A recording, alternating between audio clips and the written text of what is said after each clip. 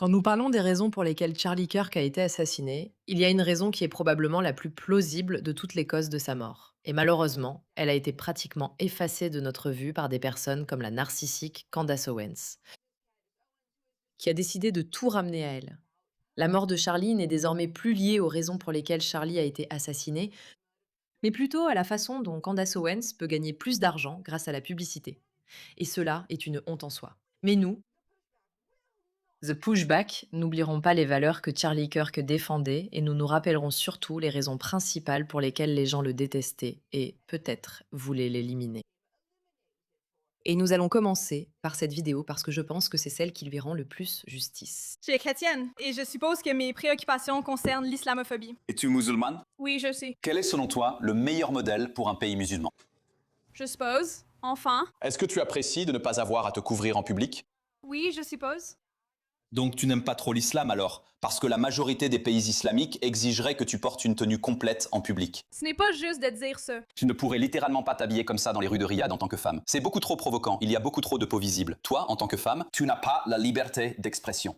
Tu ne peux pas te présenter à des élections. Tu ne peux pas posséder de biens. L'islam est contre les valeurs occidentales. C'est incompatible avec les valeurs occidentales. Et nous, en Occident, nous pensons en fait que tu devrais avoir les droits que tu as en ce moment. De parler et de pouvoir montrer. C'est la peau que tu dévoiles ici et tes pouvoir avoir une vie heureuse. Tu es chrétienne? C'est une vidéo qui a eu des millions et des millions de vues. Mais ce que les gens ont tendance à oublier, c'est que dans les jours précédant la mort de Charlie Kirk, il était en train de s'exprimer contre rien d'autre que la menace de l'islam. Oui. Il parlait de l'incompatibilité de l'islam avec l'Occident, à quel point il est incompatible avec l'Occident. Et c'était l'un des principaux messages qu'il défendait juste avant d'être assassiné. Et non, je ne suis pas une théoricienne du complot à propos de Candace, mais je pense que nous avons l'obligation de nous poser au moins des questions à ce sujet. Et si nous ne posons pas ces questions, au moins souvenons-nous des choses pour lesquelles il se battait et qu'il essayait de rappeler à la société occidentale. Alors regardons cette vidéo dans laquelle il parle, littéralement quelques jours avant d'être assassiné. Bienvenue sur The Pushback, je suis Amirka, votre animateur. Nous avons une annonce très excitante à venir, alors assurez-vous de vous abonner, d'activer la cloche de notification, de partager, de commenter, de faire monter l'enthousiasme, de rester avec nous. Vous faites maintenant partie d'un mouvement, un mouvement pour résister aux choses qui essayent de détruire notre société occidentale à laquelle nous tenons tant. Et nous avons une mission, et nous n'allons pas nous arrêter. Alors bienvenue. Nous sommes tellement heureuses de vous avoir ici. Et si vous souhaitez parrainer notre émission, n'hésitez pas à nous envoyer un email à info@amirac.com. Les amis, passons à certaines des choses que Charlie Kirk a dites juste avant d'être assassiné. Je répète, 3 jours avant qu'il ne soit assassiné, regardons cette vidéo. La bataille spirituelle arrive en Occident. Et les ennemis sont le wokisme ou le marxisme qui se combinent avec l'islamisme pour s'attaquer à ce que nous appelons le mode de vie américain.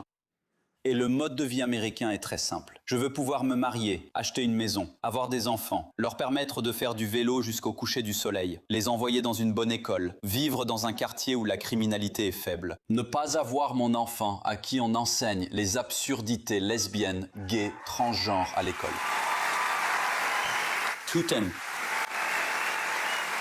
Tout en ne voulant pas, non plus, qu'ils aient à entendre l'appel à la prière musulmane 5 fois par jour. C'est important. Nous voulons le mode de vie américain, qui est d'ailleurs la chrétienté.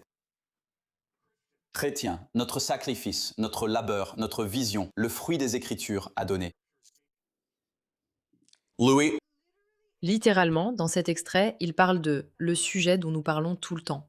Pas seulement de la menace islamique, mais aussi de la menace woke, marxiste et socialiste qui s'est conjuguée à la menace islamique pour essayer de détruire la société occidentale. Et c'est ce qu'il affirmait être la plus grande menace. Maintenant, nous savons que la personne qui l'a probablement tué est Tyler Robinson, qu'il a fait pour les droits des personnes trans contre l'idéologie woke, extrémiste, marxiste et folle qui essaie de créer le chaos. Mais ces deux choses vont de pair, et il en parlait ouvertement.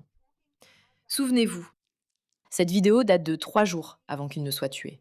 Et pourtant, d'une manière ou d'une autre, ce n'est pas le principal sujet sur lequel les gens veulent se concentrer. Parce que, bien sûr, pour que Candace Owens essaye de s'en prendre aux marxistes fous et aux islamistes radicaux, elle perdrait non seulement la majorité de son public qui est cinglé, mais aussi tous les individus à faible QI qui sont tombés dans le panneau. Et elle ne peut pas convaincre les individus à faible QI. Non, désolé. Elle ne peut pas convaincre les personnes à haut QI de ses absurdités instinctives. Donc, elle ne peut pas. Bien sûr, utiliser cela comme une cause ou une raison valable pour laquelle des gens auraient pu vouloir qu'ils soient éliminés, malgré le fait que nous sachions que les marxistes et les islamistes sont parmi les plus dangereux, des êtres humains violents qui existent. Mais bien sûr, pourquoi cela serait-il une cause pour ce qui lui est arrivé et pourquoi il voulait le faire tomber? Maintenant qu'il parlait avec autant d'assurance de l'islamisation et les gars, juste pour info, ceci est un extrait. Mais il prenait publiquement la parole et il en parlait. Il en parlait beaucoup. Je veux dire, voici un tweet de lui. L'islam est l'épée que la gauche utilise pour trancher la gorge de l'Amérique. C'est assez intense. Et encore une fois, voici d'autres vidéos, de plus en plus de vidéos de lui en train de s'exprimer à ce sujet. Si notre plus single ville est sur le point de tomber entre les mains d'un maire musulman, nous devrions prendre du recul 24 ans après le 11 septembre. Et c'est ce qui s'est passé. Mamdani a gagné. Mamdani a gagné et c'est de cela qu'il parlait. Et tout le monde a juste oublié ça.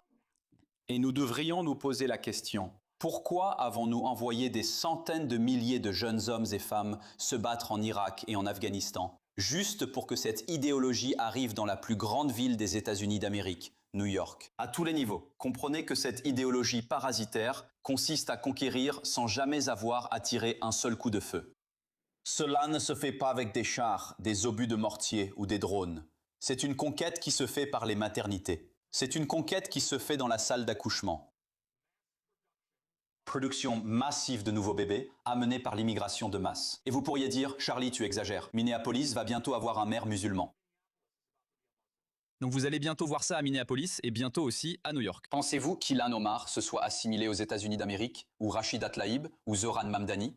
Encore une fois, si nous faisons partie des États-Unis d'Amérique, nous devrions nous soucier du fait que notre plus grande ville est sur le point de tomber sous ce genre d'idéologie. Et l'islam n'est pas compatible avec la civilisation occidentale. L'islam est en contradiction avec toutes les libertés dont nous jouissons. Quoi, Charlie? Oui. Et d'ailleurs, bien sûr, on a la vérification des faits sous les... Kirk dit ici que le plan des musulmans est de venir en Amérique par la migration de masse, puis d'avoir beaucoup d'enfants, de nous surpasser en nombre, de se présenter à des élections, puis d'obtenir des mandats, et ensuite de remplacer nos lois par la charia. Et c'est exactement ce qu'ils font, on le voit. Donc l'une des questions que vous pourriez avoir est à quel point ce problème est-il grave? Combien y a-t-il de naissances dans les familles blanches par rapport aux familles musulmanes? Comparons donc les naissances au sein des familles blanches en Amérique avec celles des musulmans dans le monde entier, car les musulmans du monde entier migrent massivement vers l'Amérique. Regardons cela de plus près. C'est en fait très effrayant. Aux États-Unis, il y a environ 8 millions de naissances au sein des familles blanches par an. Maintenant, regardez le nombre de naissances musulmanes dans le monde. 1 300 000. Donc 1 780 000 en 2024 contre 3 millions par an. Je suppose qu'on pourrait dire que Charlie n'avait pas tort. Et ce qu'il essayait de nous dire était en fait peut-être potentiellement exact. Maintenant, il ne parle pas seulement de l'Amérique. Il parle de pays partout dans le monde, comme ceux que nous voyons en Europe. J'espère que vous retrouverez votre mojo. C'était autrefois un grand pays. Je veux le voir redevenir grand. Vous n'êtes plus que l'ombre de vous-même. Vous pouvez rire et vous moquer autant que vous voulez. Mais le pays qui a fendu l'atome, inventé la machine à vapeur, éradiqué l'esclavage et apporté la common law au monde peut faire bien mieux que ça. Et vous êtes là, votre existence a mené à la nôtre. Et pour tout ce que je peux faire, j'espère que ce pays trouvera un leader ou un groupe de leaders. Je ne suis pas là pour vous donner des conseils politiques. Je déteste quand des étrangers font ça aux Américains. Vous pouvez faire ce que vous voulez. Mais j'ai un souhait. J'ai l'impression qu'il manque quelque chose au monde. On a l'impression qu'il manque quelque chose quand la Grande-Bretagne, ou l'Angleterre, ou peu importe le terme politiquement correct que je dois utiliser, parce que j'imagine qu'il faut dire l'Angleterre, je ne peux plus brandir un drapeau anglais maintenant, peu importe ce que c'est comme absurdité. Mais soyez fiers de votre héritage. Vous avez fait du bien au monde. Arrêtez de vous excuser. Retrouvez votre énergie, votre vitalité. Retrouvez ce qui a fait de l'Angleterre et de la Grande-Bretagne un endroit aussi phénoménal. J'espère que vous retrouverez cela. Et j'espère que vous rejetterez le chant du cygne du multiculturalisme et que vous reviendrez à la vérité fondamentale de ce truisme.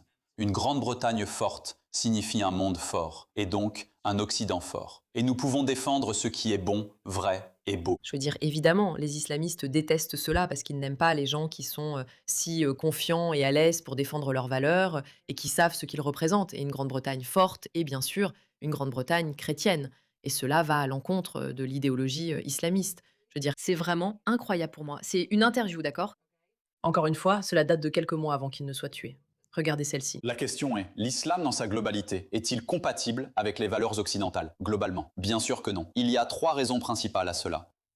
L'islam ne croit pas en la liberté d'expression. L'islam ne croit pas en la liberté de religion. Et l'islam ne croit pas en la séparation de la mosquée et de l'État. Ces 3 choses sont antithétiques à l'Occident. Dans un pays à majorité musulmane, dans la plupart des pays à majorité musulmane, vous ne pouvez pas critiquer le prophète Mohammed. Dans la plupart des pays à majorité musulmane, vous ne bénéficiez pas des mêmes protections solides de la liberté de religion. Et enfin, alors que nous, en Occident, faisons très attention à essayer de séparer la religion et l'État, il leur est commandé de s'impliquer dans l'État et à essayer de le transformer pour qu'il soit plus islamique, en s'appuyant sur les piliers fondamentaux de l'islam. Et la dernière chose que je dirais, c'est je ne vois aucun pays occidental qui soit devenu plus islamique et qui soit devenu un meilleur endroit où vivre, plus heureux ou plus libre. Selon quels critères? Juste le bonheur, la qualité de vie, tout, de la qualité de vie, de la cohésion culturelle, du fait que les gens veuillent y vivre, je veux dire, avant les taux de fécondité des natifs. Encore une fois, les gens qui regardent ça vont demander est-ce que votre critique vise la religion elle-même ou les personnes musulmanes? Il y a des militants britanniques vous n'êtes qui pas sont obligé nés de copier. Je sais que vous devez le faire parce que vous êtes britannique et tout ça. Une culture cesse d'exister quand il n'y a plus de langue unifiée. Quand vous ne pouvez pas parler à votre voisin. Je ne nie pas qu'il y ait de bons musulmans individuellement. La question à laquelle nous devons réfléchir en Occident est la suivante. Le mahométisme est-il compatible avec les enseignements de Blackstone? Est-il compatible avec l'héritage de Wilberforce? Et est-il compatible avec tous les grands penseurs issus de ce pays? Et je dirais non, il y a une raison pour laquelle, lorsque vous allez dans ces pays islamiques, vous ne verrez pas l'égale protection des droits. Vous ne croyez pas en l'égalité humaine universelle. Vous ne croyez pas aux mêmes choses que nous croyons en Occident. Et je pense qu'il est suicidaire d'en apporter des millions. Oui, John, je voudrais juste apporter un point de vue opposé à ce sujet.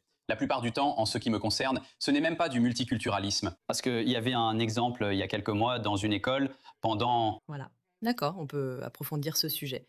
Il en parlait, partageant ses opinions, rappelant aux gens qu'ils doivent rester forts et protéger ceux qu'ils défendent, mais aussi être capables d'identifier ce qui arrive comme une menace.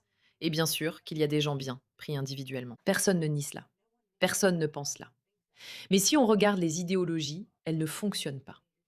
Et c'est un danger pour la société. Et je me demande simplement, qui sont les puissants qui ont décidé cela? Cela ne devrait pas être présenté comme l'une des causes et raisons pour lesquelles Charlie Kirk a littéralement été assassiné devant des millions de personnes, sous les yeux du monde entier. Pourquoi cela n'a-t-il pas été le point central? Je me demande. Peut-être que c'est cela qui leur faisait vraiment peur. Merci de votre attention à ce sujet.